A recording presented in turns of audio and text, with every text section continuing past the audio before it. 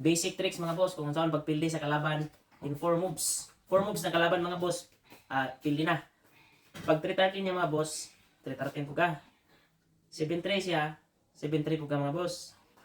Pag 115 niya, 214 na ka mga boss.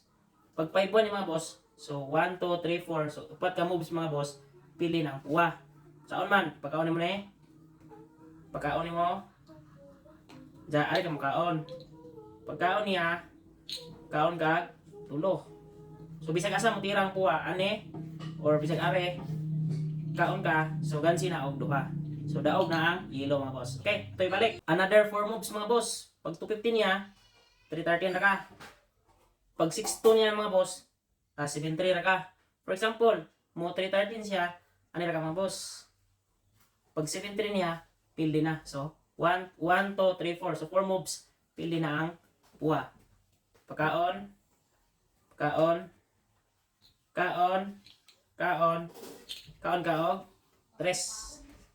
So bisag asa mo tira mga boss, for example ane or ana, so gansi na og duha ang puwa. So winning na ang yellow mga boss.